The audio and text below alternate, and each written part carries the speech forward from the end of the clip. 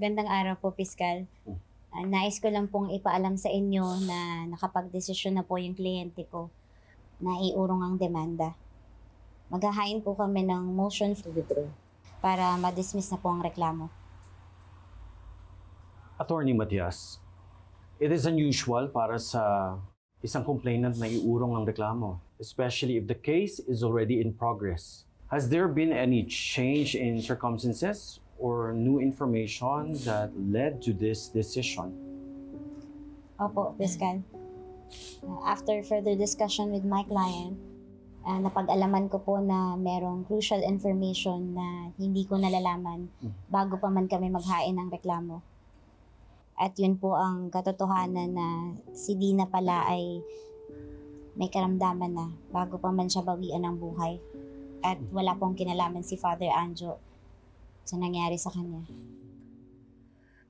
Binabawi na po ni Mrs. Soriano lahat ng akusasyon niya sa inyo. Dala lang po ng matinding emosyon at galit, kaya naghanap siya ng masisisi. Pero ngayon po, naliwanagan na siya at binabawi niya na po yung reklamo niya sa inyo para po maiwasan na rin ang anumang sigalot at magkasundo na yung magkabilang kampo. Bago tayo magpatuloy, gusto ko lang makasigurado na voluntary ang pag-withdraw ng kaso. Mrs. Soriano, kayo ba ay puwersa o inimpluwensyahan para gawin ang desisyong ito? Hindi po, Piskal. Kusang loob po akong nagpasya na gawin to.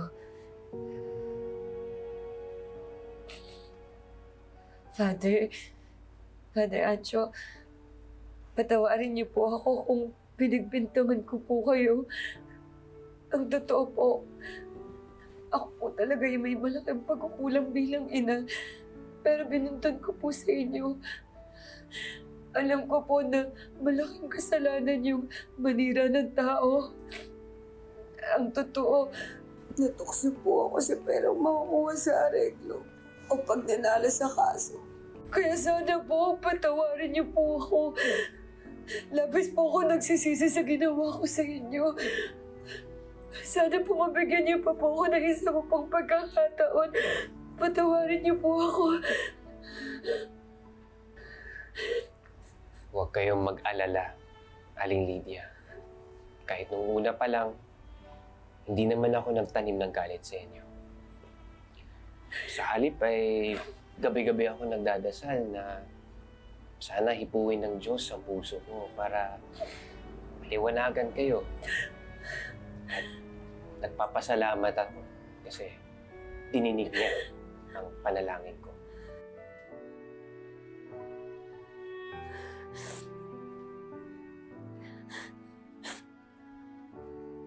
Father, pinapatawad niyo na po ba ako? Kung ang Diyos na nga ay walang hanggan ang pagpapatawad, sino ba naman ako para ipagdamot yan sa inyo?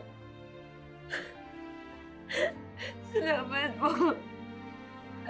Salamat, Father. Salamat po.